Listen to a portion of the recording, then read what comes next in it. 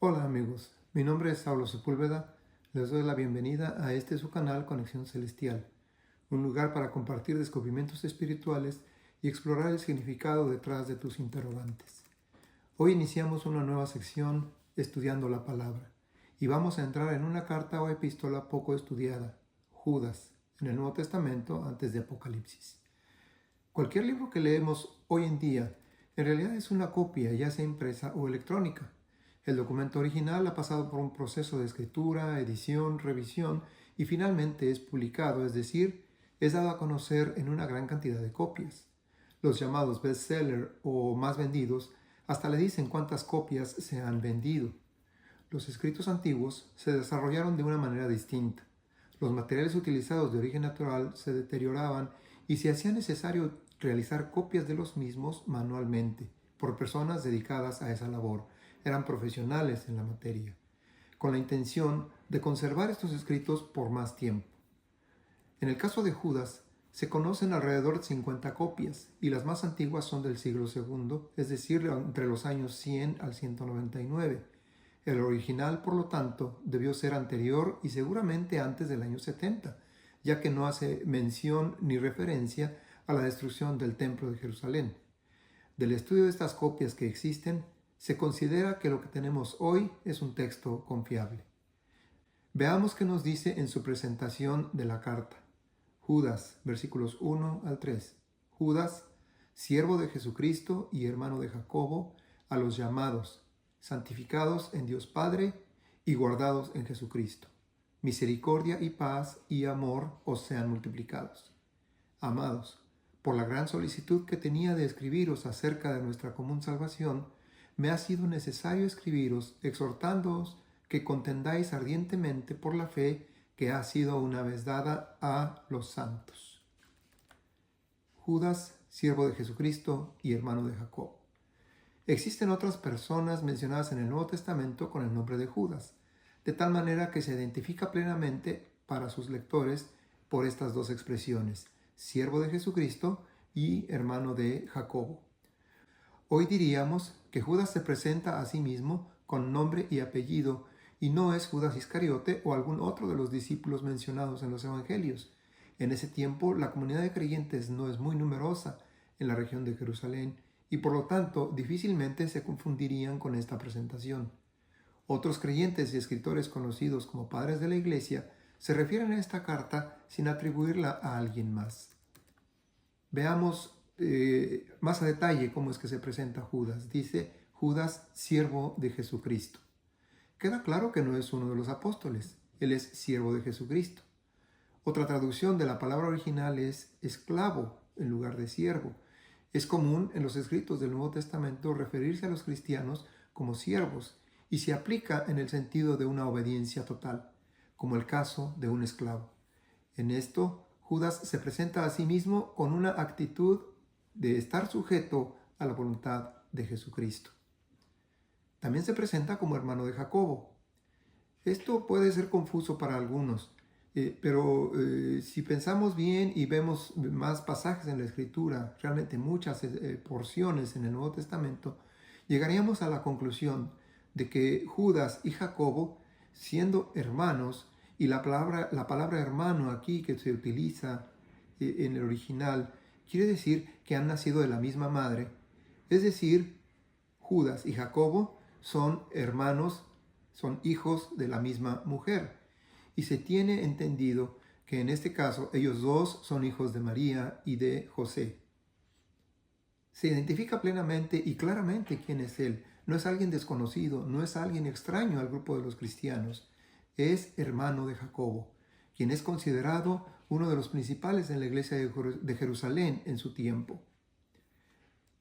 Continúa en su presentación y ahora que ya se ha presentado y que ya se ha identificado que él es Judas, ahora nos dice a quiénes está escribiendo esta carta. Y empieza diciendo así, a los llamados.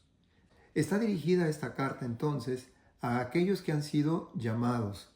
En otras palabras, y yéndonos al original del texto, está dirigida a aquellos que han sido invitados, que han sido presentados con el mensaje del Evangelio, con el mensaje de Jesucristo, y que han aceptado ese mensaje.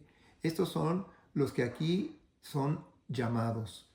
No solamente aquellos que se les habló para que conocieran el mensaje, sino aquellos que escucharon el mensaje y lo aceptaron. Agrega en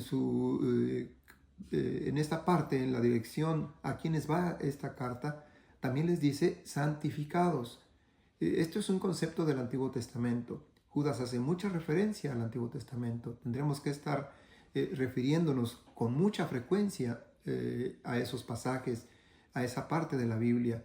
Santificados era un concepto en el Antiguo Testamento que eran limpios ceremonialmente. Es decir, ¿a quiénes está dirigida esta carta?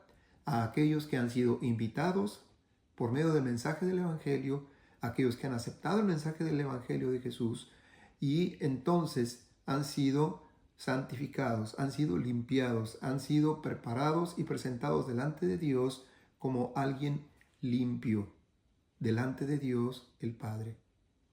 Agrega algo interesante aquí en la carta a quienes está dirigido y dice, y guardados en Jesucristo. Tengo que decirlo nuevamente todo completo. ¿A quienes está dirigida la carta? A los llamados, a santificados en Dios Padre y guardados en Jesucristo. Si nos referimos al Nuevo Testamento, en Mateo capítulo 22, 14, Jesús dice, muchos son llamados y pocos escogidos. ¿Quiénes son escogidos? Aquellos que han decidido aceptar el mensaje de Jesucristo, que necesitamos perdón de nuestros pecados y que se cumple a través de la muerte de Jesús en la cruz, la posibilidad de que usted y yo seamos perdonados y por lo tanto hemos sido llamados, pero también escogidos. ¿Y qué es esto de escogidos? Quiere decir que hemos sido separados por Dios para un propósito específico. Llamados por Dios, aceptando el mensaje de Jesucristo, pero ahora también escogidos por Dios. Cuando Judas está hablando de esta parte en la Escritura, él está bien claro en lo que está haciendo. Primero, se presenta claramente quién es él para no ser confundido entre los cristianos por alguien más. Segundo, está dirigida esta carta a los creyentes en Cristo Jesús como su Señor y Salvador. Y finalmente, al menos para nuestra presentación el día de hoy, ¿cuál es el propósito de su carta? Dice para estos cristianos, misericordia y paz y amor os sean multiplicados, en el versículo 2. ¿Qué es esto de que misericordia y paz y amor os sean multiplicados? Misericordia, también entendido como la gracia de Dios que se ha manifestado a nosotros a través de Jesucristo. La paz, esa paz que dice la Escritura que sobrepasa todo entendimiento y que a veces usted y yo no podemos entender aún en medio de nuestras dificultades. Y ese amor que Dios ha demostrado por usted y por mí, al presentar a Jesús y morir Jesús en la cruz del Calvario por usted y por mí. Ese amor que Dios ha manifestado en la cruz del Calvario con la muerte de Jesucristo por usted y por mí. ¿Y qué es esto de que os sean multiplicados? Yo creo que aquí nos deja clara una idea. Usted ha creído en Jesucristo, usted puede experimentar la paz de Jesucristo, usted ha entendido el amor de Dios, y eso de que sean multiplicados quiere decir que usted y yo tenemos que seguir creciendo, tenemos que seguir aprendiendo más del Señor. No es solamente la idea de que usted ya lo conoció y ya, pero la idea de multiplicar no es la idea de ir uno más uno más uno. La idea de multiplicar es avanzar en una forma rápida. En otras palabras, si nos ponemos a multiplicar números, ese número va creciendo. Lo mismo se aplicaría para nuestra vida espiritual. Tenemos que ir creciendo. Por último, en este versículo 3 ahora nos dice así, amados, por la gran solicitud que tenía de escribiros. Es decir, él está manifestando como cristiano su amor por otros cristianos y que él tiene el deseo de escribir. Y el tema que él quiere escribir es acerca de la salvación. Quiere escribir acerca de nuestra común salvación, dice él así. Es algo común a los cristianos, es decir, algo que es lo mismo para todos los cristianos. Él quiere escribir acerca de la salvación, pero agrega algo más. Me ha sido necesario escribiros exhortándoos que contendáis ardientemente. ¿Qué quiere decir esto?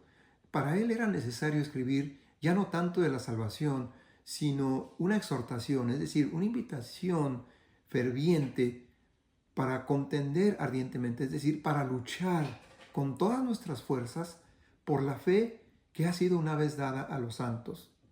Es decir, usted y yo tenemos que esforzarnos, tenemos que estar interesados, tenemos que poner nuestro esfuerzo en defender nuestra fe, y dice aquí ardientemente. Y eso de ardientemente no es nomás o solamente decir, sí, yo voy a defender mi fe. No, ardientemente quiere decir, lo voy a hacer con todas mis fuerzas, con todo mi corazón, con todo mi ser. Voy a defender esa fe que he recibido y que me fue dada por medio de Jesucristo en su muerte en la cruz del Calvario.